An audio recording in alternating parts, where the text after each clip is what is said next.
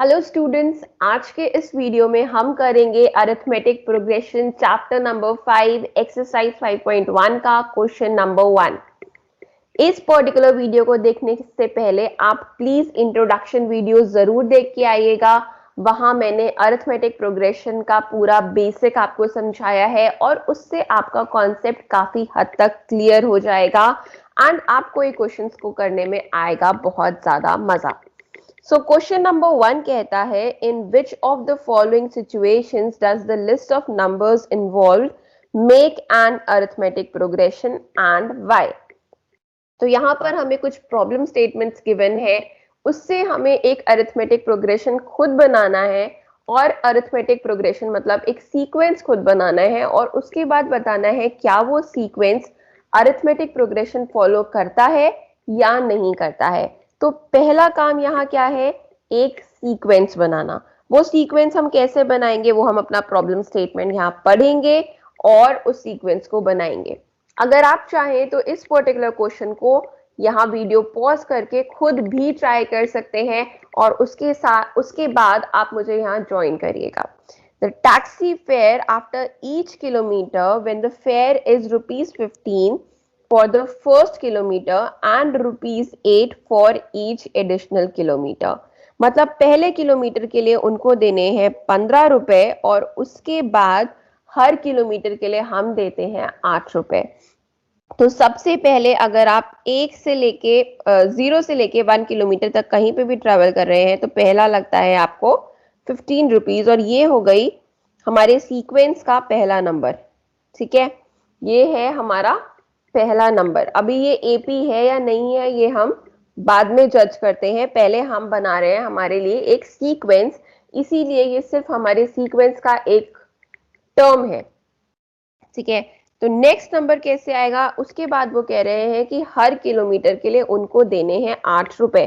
तो एक तरह से फर्स्ट किलोमीटर के लिए हमने दिए 15 रुपए। अगर कोई बंदा 2 किलोमीटर ट्रैवल कर रहा है तो उसको देना है ये 15 रुपीज जो कि फिक्स्ड है, ये उनको देना ही देना है फॉर फर्स्ट किलोमीटर। और उसके बाद 1 किलोमीटर के लिए उन्होंने दे दिए हैं 15 रुपए और बाकी के 1 किलोमीटर के लिए वो देंगे 8 रुपए। तो टोटल हो गए यहाँ पर 23 रुपीज। यहाँ पर कितना चार्जेस हो गए, टोटल 23 रुपीज। तो नेक्स्ट हमारे पास आ गया 23। उसके बाद अगर कोई जा रहा है 3 किलोमीटर के लिए तो 3 किलोमीटर के लिए देना पड़ेगा, फर्स्ट किलोमीटर के लिए वो देंगे 15 रुपीज, सेकेंड किलोमीटर के लिए वो देंगे 8 rupees and last final kilometre के लिए वो देंगे अगेन 8 रुपीज। ठीक है, तो टोटल कितना हो गया 15 प्लस 8 दैट इज 23 प्लस 8 जो कि आपको दे देगा 31। अगर कोई 3 किलोमीटर ट्रैवल कर रहा है तो उसको जो टोटल अमाउंट देना है वो है 31 रुपीज।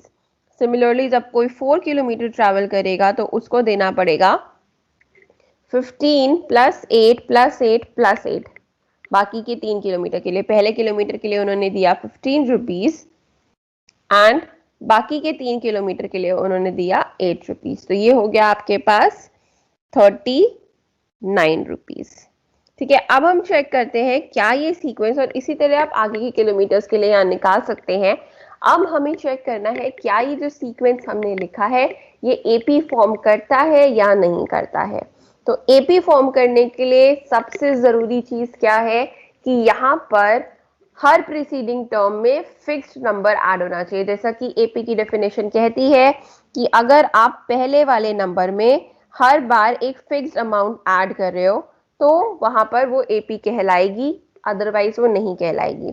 तो हम देखते हैं यहाँ पर हमारे पास है A1, A2, A3 and A4। हमारे पास 4 टर्म्स हैं। हम यहाँ निकालते हैं हमारा D हो जाएगा A2 minus A1, that will give us 23 minus 15 is equals to 8। Very good, यहाँ पर D आ चुका है 8। नेक्स्ट है हमारे पास A3 माइनस A2। हम हर सब्सिक्वेंट जो टर्म्स हैं उनको माइनस करेंगे, सब्ट्रैक्ट करेंगे और चेक करेंगे क्या common difference that is small D वो सेम है या नहीं है। तो यहाँ पर आ गया हमारे पास 31 माइनस 23 जो कि आपको दे देगा 8। और D अगर आप फोर्थ टर्म में से थर्ड टर्म माइनस करते हैं तो भी निकल सकता है, that will give you 39 minus 31 that will give you 8। तो हर बार क्यू की कॉमन डिफरेंस आ रहा है सेम, इसीलिए हम इसको कंसीडर करेंगे एज एन एपी और हम इसको क्लासिफाई कर सकते हैं कि ये जो है वो एक एपी है। रीजन आप क्या देंगे, वाई पूछा गया है क्वेश्चन में। वाई क्या है यहाँ पर कि यहाँ पर since the common difference is same, ठीक है, since every time we are adding a fixed number to the preceding term, therefore we can classify it as an AP. It is a list of number where this sequence is being followed. जहां पर ये sequence follow किया जा रहा है, इसीलिए ये एक AP में classify होगा। अब बढ़ते हैं हमारे सेकेंड पार्ट की तरफ। यहाँ पर कह रहे हैं the amount of air present in a cylinder when a vacuum pump removes 1/4 of the air remaining in the cylinder at a time. यहाँ पर हमें जो एपी लिखनी है, जो सीक्वेंस बनाना है, एपी तो हम बाद में बताएंगे कि वो है या नहीं है। यहाँ पर जो हमें सीक्वेंस बता रहा है वो क्या कहता है, वो कहता है कि यहाँ पर हर बार आप क्या नंबर लिखोगे, यहाँ पर हर बार वो टर्म होनी चाहिए जो जितनी एयर बची है, the amount of air present in the cylinder, ठीक है, निकाली नहीं गई है, हर बार सिलेंडर में कितनी हवा बची है वो नंबर हम यहाँ लिखना चाहेंगे हमारे सीक्वेंस में। हमें यहाँ गिवन क्या है, गिवन ये है कि निकाली कितनी जा रही है, ठीक है, हर बार कितनी एयर निकाली जा रही है हमें ये गिवन है, तो हर बार हमें कहाँ पहुंचना पड़ेगा, कितनी एयर बची हो सकती है। तो सबसे पहले हम मान के चलते हैं 1/4 का यहाँ क्या मतलब है, मान लिया जाए कि जो सिलेंडर है उसमें 100 यूनिट्स अवेलेबल है एयर, तो हर बार 100 इंटू 1/4 उसका 1/4 पार्ट जो है वहां से हटा दिया जाता है, दैट विल गिव यू 25, मतलब 100 माइनस 25, ये वो अमाउंट है जो हर बार जो पहली मतलब हटा दिया गया है 1/4। जरूरी नहीं है कि हर बार यही अमाउंट हटाया जा रहा है, क्योंकि हर बार जितना सिलेंडर में हवा बची है उसका 1/4 हटाया जाएगा, सिलेंडर में जितनी हवा बची है उसका 1/4 हटाया जाएगा। तो यहां पर सिलेंडर में हवा कितनी बची है, 75, तो नेक्स्ट टाइम हम 75 का 1/4 निकालेंगे, ठीक है। तो अभी फिलहाल हम यहाँ पर लेके चलते हैं हमारे पास the amount of air present in the cylinder to be X. तो सबसे पहले टोटल में हम लेके चलते हैं, सबसे पहले जो amount of cylinder in the cylinder, amount of air present in the cylinder जो है वो x है। अब कह रहे हैं कि इसका 1/4 1/4 इसका हटा दिया गया है, तो यहाँ पर x का 1/4 कितना हो गया, ऑब्वियसली x/4, बट ये क्या है, ये वो अमाउंट है जो हटा दिया गया है, जबकि हमें यहाँ पर लिखना है the amount of air present in the cylinder, cylinder में कितनी हवा बची है, तो वो हम कैसे निकालेंगे, टोटल जो सिलेंडर में हवा थी वो थी x, तो x माइनस x/4 जो कि आपको दे देगा, आपने लिया एलसीएम 4 डिवाइडेड बाय 1 आपको देगा 4 को ऊपर मल्टीप्लाई करेंगे आपको मिल जाएगा 4x, माइनस 4 से 4 डिवाइड किया 1 और 1 को ऊपर मल्टीप्लाई किया तो सिर्फ x, जिसकी वजह से ये आ जाता है 3x/4। तो हमारे पास हमारा सेकेंड टर्म भी रेडी है जो कि है 3x/4। क्लियर है इतना। अब बढ़ते हैं आगे, the amount of air present in a cylinder when a vacuum pump removes 1/4 of the air remaining in the cylinder. तो अब 1/4 किसका हटाया जाएगा, अब कितनी हवा बची है हमारे सिलेंडर में, अब हमारे सिलेंडर में बचा है 3/4x, तो अब 1/4 निकलेगा 3/4x का, तो 3/4x का 1/4 हो जाता है 3x/4 4 16। तो ये वो अमाउंट निकल चुकी है जो हमने सिलेंडर से रिमूव कर दिया गया है, जबकि यहां नंबर क्या आना चाहिए कि हवा कितनी बची है। तो हम क्या करेंगे, जितनी हवा थी जो कि है 3/4x, इतनी हमारे सिलेंडर में अभी हवा बची थी और कितनी निकाल दी गई है, 3/4x का 1/4 पार्ट निकाल दिया गया है, तो ये पार्ट निकाल दिया गया है। तो बचा हुआ पार्ट कैसे निकलेगा, टोटल में से हमने माइनस किया हमारा हवा निकाला हुआ पार्ट, तो ये हो गया 3/4x माइनस 3/16x। आप इसका लेंगे एलसीएम, 16 डिवाइडेड बाय 4 आपको देगा 4 ऊपर 3 के साथ मल्टीप्लाई किया आपको मिलता है 12x, 16 को 16 से डिवाइड किया आपको मिल जाता है 1 एंड 1 मल्टीप्लाइड बाय 3 आपको दे देगा 3x, जिसकी वजह से ये हो गया 9/16x। वाओ, सिंपल लग रहा है अब ये। तो ये है the amount of air present in the cylinder. अब अगेन हमें क्या करना है, अब अगेन हमें इसका 1/4 पार्ट यहां से निकाल देना है और रिमेनिंग पार्ट लिखेंगे हम यहां पर कि सिलेंडर में कितनी हवा बची है। अब हम वो यहां पर लिखेंगे। तो सबसे पहले हम निकालते हैं 9/16x का 1/4 पार्ट। 9/16x का 1/4 पार्ट निकाला तो आपको मिलता है 9x/64। ठीक है, तो अब ये वो पार्ट निकल चुका है जो निकाला गया है। ये अमाउंट ऑफ एयर जो है वो सिलेंडर में से निकाल दी गई है और क्वेश्चन कहता है आपको बतानी है कि कितनी हवा बची है।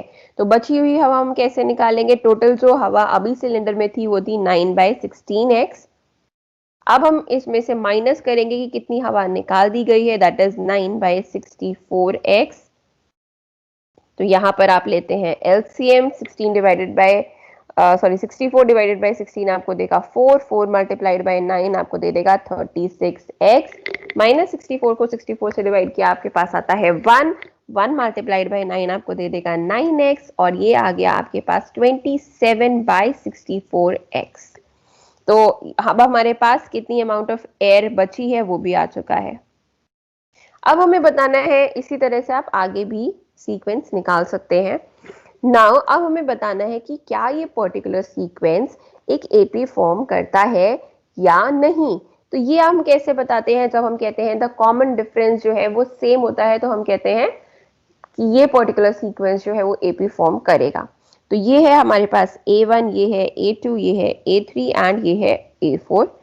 डी निकालेंगे हम, A2 माइनस A1 करेंगे। A2 कितना है 3/4x माइनस x, ये आपको दे देगा यहाँ पर 4 is the LCM, 3x minus 4x जो कि आपको दे देगा -x/4।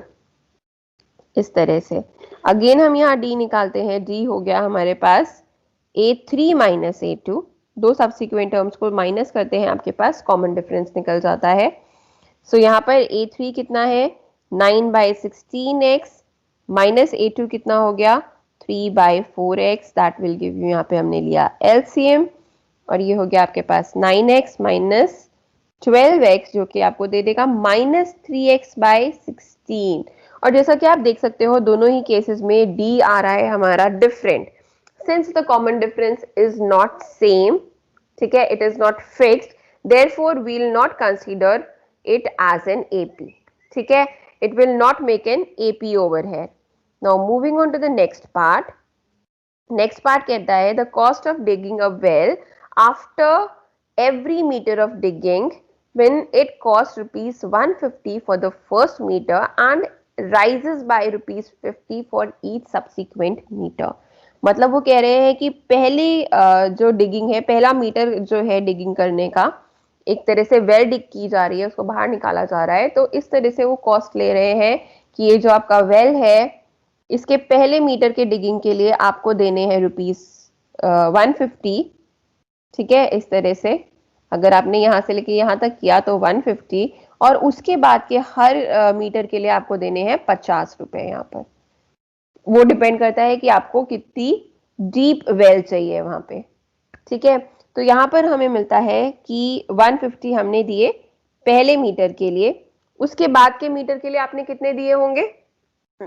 यहाँ 1 मीटर के लिए हमने दिए ₹150, उसके बाद के हर मीटर के लिए हमें देने हैं ₹50 और। तो अगर किसी ने 2 मीटर डिग करवाया तो उसको टोटल में कितना देना पड़ा? 150 प्लस 50 जो कि आपको दे देगा 200, अगर किसी ने टोटल में 2 मीटर डिग करवाया।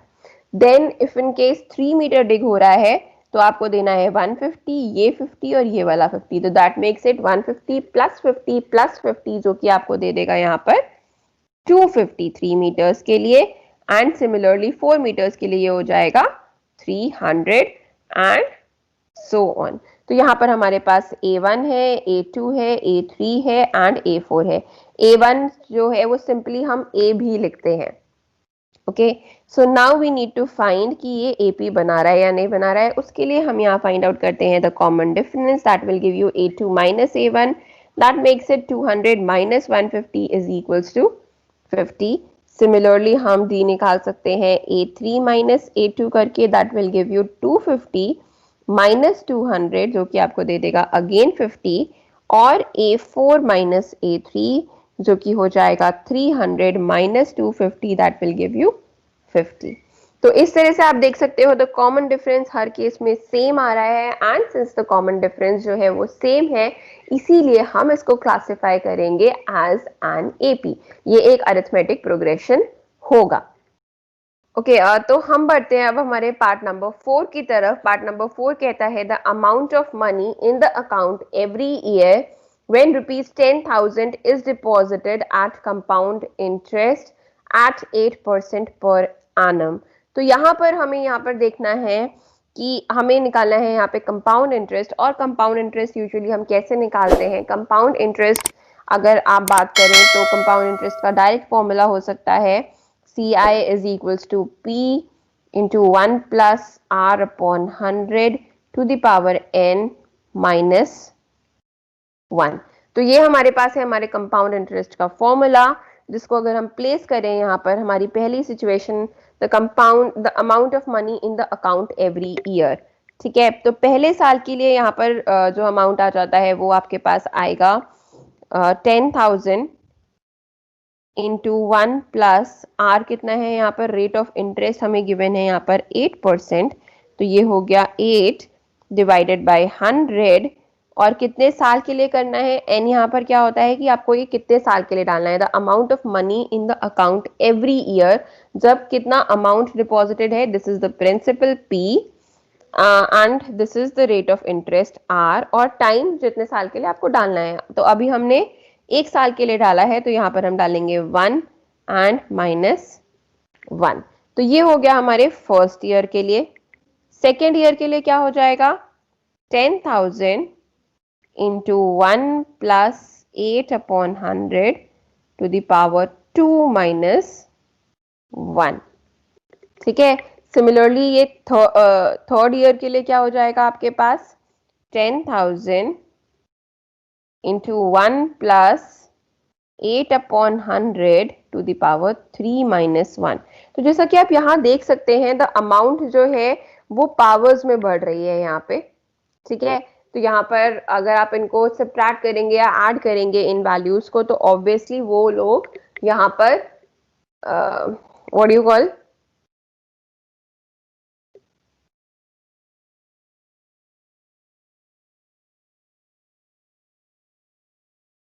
तो जैसा कि आप यहाँ देख सकते हैं जो पावर्स है, जो यहाँ पर अमाउंट है वो पावर में बढ़ रही है। 1 है यहाँ पे ट्वाइस हो जाता है, वहाँ थ्राइस हो जाता है। तो इस तरह से जो यहाँ वैल्यू है ये पावर्स में बढ़ रही है। तो ऑब्वियसली जब आप इनको ऐड एंड सब्ट्रैक्ट करेंगे तो यहाँ पर आपका कॉमन डिफरेंस सेम नहीं आएगा, जिसकी वजह से हम इसको क्लासीफाई कर सकते हैं कि ये एक अरिथमेटिक प्रोग्रेशन नहीं होगा। रीजन वाई, बिकॉज यहाँ पर the common difference is not same. Compound interest find out करने का एक और तरीका होता है।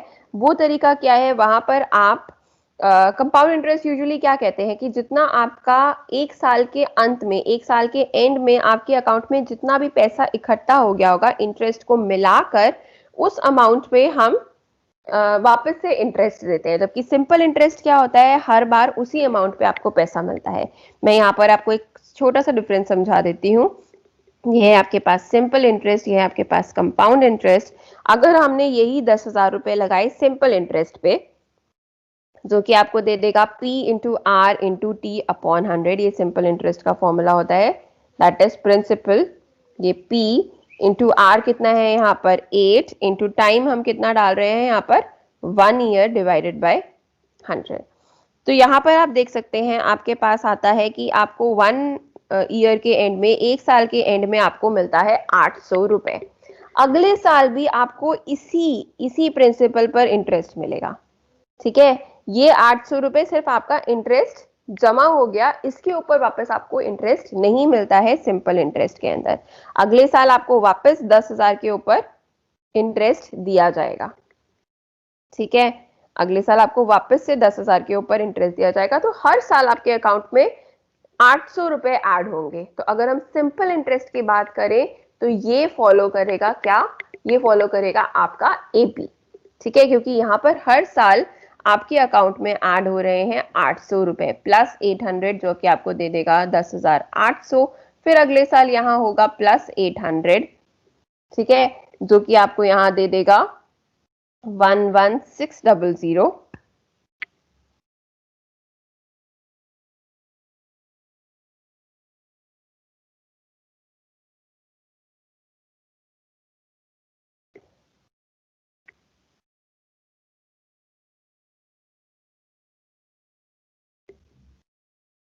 जबकि अगर मैं कंपाउंड इंटरेस्ट की बात करूं तो कंपाउंड इंटरेस्ट पहले साल के लिए तो सेम ऐसा ही वर्क करेगा।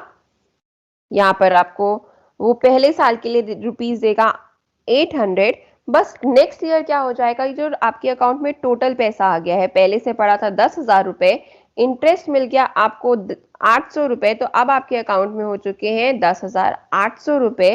तो अगले साल का जो इंटरेस्ट कैलकुलेट होगा वो होगा 10,800 रुपए पर, ठीक है। अगले साल का जो इंटरेस्ट कैलकुलेट होता है वो होगा यहाँ पर 10,800 रुपए पर, और जिसकी वजह से आप देख सकते हैं यहाँ पर आपकी जो इंटरेस्ट की वैल्यू आती है कंपाउंड इंटरेस्ट की, वो अगले साल आपको मिलता है, यहाँ पर सेम अमाउंट मिल रहा था और यहाँ पर मिलेगा आपको एक डिफरेंट अमाउंट, जो कि यहाँ पर आपके पास हो जाता है 864 रुपीज यहाँ आपको एक्स्ट्रा मिल रहे हैं, जिसकी वजह से ये एक एपी फॉर्म नहीं करेगा। तो कंपाउंड इंटरेस्ट में एपी फॉर्म नहीं होता है, जबकि सिंपल इंटरेस्ट में एपी फॉर्म हो जाएगा।